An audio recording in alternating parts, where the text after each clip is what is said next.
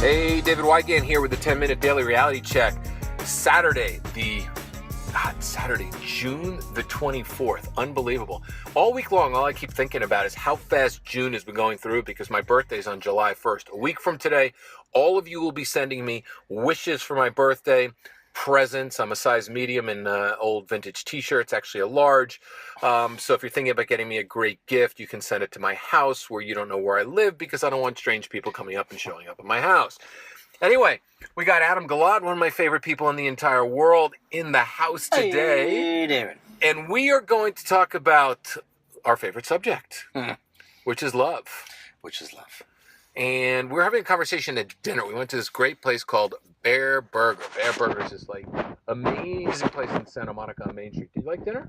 I had an elk burger, not a bear burger. Yeah, it was great. What do you think of the elk burger? Fantastic. It was really amazing, wasn't it? Yeah, it's a very cool place. So today we're going to talk about love is founded on knowledge and acceptance. Came out of our conversation. We're having this really intense conversation just about love and relationships. It's what's going on in our lives. And usually when you get two love gurus together, we tend to talk about love, coconut ice cream, burgers, and other things. But we're talking about knowledge and acceptance. I think a lot of people, and this is something that I know I've been guilty of, most of my life fell in love with the oxytocin high. You know, I would go and I would meet somebody and I'd be really attracted to them and they'd be super hot and I'd love their body and, you know, I'd love their face and whatever it was. And then I'd have sex with them and then I would create the character called them, right? The projection, right? So I'd always fall in love with the projection. And then, of course, years later, months later, whatever it might be, the relationship would just end, you know? You know what they say, men fall in love with women they find attractive. Women find attractive the men they fall in love with. So yeah, we convince ourselves because they're beautiful that they have qualities that they actually don't sometimes. We like to think and we want to believe that they do. This is not knowledge, this is projection. So a lot of people fall in love with projection. They fall in love with the story of what they want somebody to be, right? Yeah. Because they're so tired of dating. They're tired of swiping. They're tired please of let this be the right person. Right. Please. Let me get off Tinder. Please, I don't want to bumble. I don't want to stumble and bumble anymore. Please get me off of this. Right. But we talked about it at dinner, and it's about knowledge. If you think about it, all people need to do is really be patient. Spend a month intensely with somebody, talking to them, listening to them, gathering information, gathering knowledge about them, seeing how they are every single day, seeing what they're like when they come home from work, calling them in the middle of the day. It's a commitment that a lot of people don't want to do. They don't want to gather that knowledge because if you think, and I've said this over and over again, June is July, July is August, August is September, October and November. They're all the same fucking 30 days over and over again. Our life repeats nonstop if you think about it. There's things that can happen that are different. Well, there's cycles. There's cycles of life, you know. I remember, I think Michael Patrick Starr, was that his name? Who was the lead writer for Sex and the City. I remember hearing him once say that when you date, you're dating a reflection of yourself for 6 months. It takes about 6 months to let the mask come down a little bit. So you're in a very intense, really deep conversation with this woman, which is awesome. But you want to see how you handle difficulties, how you handle stress, how you handle crises. And it takes a little time to see that over at least several months. That's at least. But 6 months to a year, you can really get a sense of how someone handles the cycles of life and the unexpected things. Because you learn a lot about how...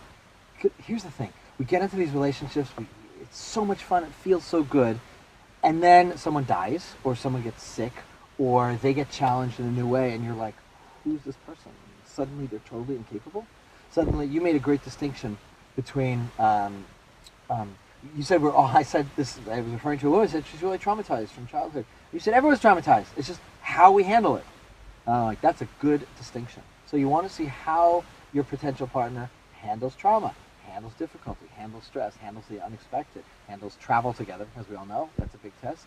And it takes some time. And, we were saying that you can't really love someone in an intimate relationship way until you know them.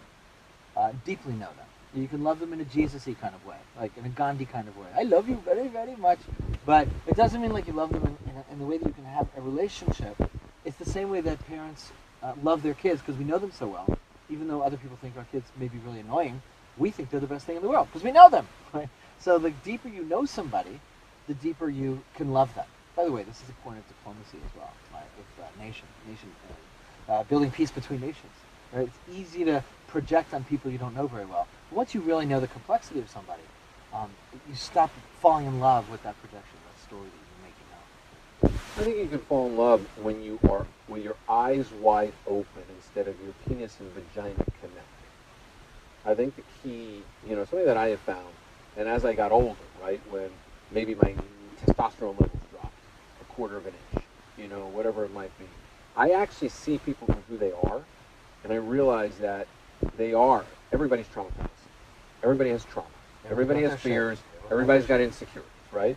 So if you're actually not having sex, and you're actually talking about your fears and your insecurities, and you're talking about things that have happened to you in your life, how do you handle it? Yeah, and your wounds. And your wounds, right? And your all wounds. Complete human being. Right. And you've admitted your depression, because we've all had depressive symptoms, Sure. right? That way, then, you're looking at somebody and going, yeah, okay, thank you for showing up.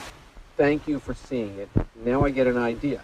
Granted, okay, you still want to see them go through those things, and if you actually love and support them, you'll support them through it because they are human beings, okay? Human beings having human experiences, even though we are souls, but we have taken the journey of this body, and this soul, and this time to be whoever we are. And I think a lot of people are not allowing each other to present themselves, and then the first sign of crisis that comes up, they book and they run. Yes. Oh my God, Yes. wait a second, Yes. You're not the illusion Right. that I thought you were, and I don't like the way you handled the stress. But in reality, it's like, if you look at people, stress comes in our life every single day. Totally. I mean, every day. Do you take this woman to be the projection of your idealization of the feminine? I do. Do you take this man to be your daddy projection of healing all the wounds you have because your father didn't pay enough attention to you? I do. That would be much more honest. Dr. Stan Tatkin, who wrote Wired for Love, which is a great book, and Wired for Dating, talks about the neurobiology of attachment, says that what we should say when we get married, if we get married, is, do you take this woman and all her wounds and all her grief and all her exes and her bad parenting and all the bad influences she's ever had to be your wife? Because that's what you're marrying. That's what you're getting into a relationship. The whole picture, not just the projection. You've got to really know the person before you can really commit deeply. And the thing is, I think you also have to know yourself. I think that's the biggest thing. And I think a lot of people, I don't project, I know myself. I know my fuck-ups. My life motto has always been, every single day I'm going to fuck up, so let me fuck up as quickly as possible. Let me get over it by 10 o'clock in the morning so I can have a goddamn good day. That's the Facebook motto, man. It is. It's just, what does it fall down? What is it? Break things fast. Break things fast. And the thing is, I don't look at, I look at all my friends. And I look at my friends, and they're all flawed people, and I love every single one of them absolutely dearly, right? So I started dating a little differently over the last couple of years, where I actually allowed people to show themselves. And I looked at them and said, all right, this flawed human being, I'm either going to make a decision to be with them or not. If I make a decision to be with them, you know what? I'm going to enjoy their flaws, because the highs are going to be good, the flaws are going to be good, and everything is exactly the way it's supposed to be. Because that's what maturity is. Because I don't care, and I know as myself, and I've been looking at myself for years and years and years, I don't need a relationship. I desire a connection. Right. It's a beautiful difference. You just remind me, just to close, you remind me of comedian Jonathan Katz, who says he lost his sense of New York accent when you talk about flaws. He was in a building, and the doorman said, the elevator man said, "What's your flaw?" And he goes, "I'm impatient with the elderly." That was his flaw. Anyway, nice joke. I'm impatient with the elderly. Ladies and gentlemen. I like that. All right, Adam, where can they reach you? Oh, yeah. Hey, check out Smart Daters Academy. That is my baby right now. I do weekly summaries, Cliff Note, fun video classes based on the top books on dating, relation, intimacy, sex, all the skills that people actually need. And it's a fantastic community. Smart Daters Academy. Look me up. For all the rest of you, I will see you tomorrow, Sunday. And tomorrow's show is going to be interesting. I call it Reflection Sunday. I don't know why, but there's going to be a reflection tomorrow. Not like every day isn't a reflection.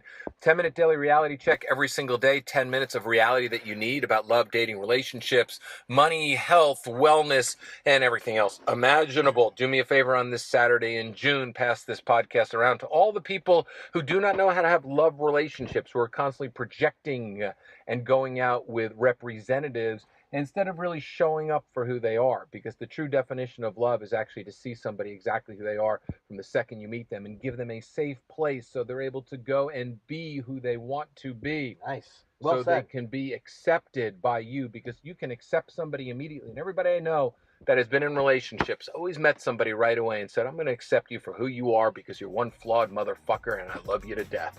And I love all of you for listening. So I'll see you all tomorrow.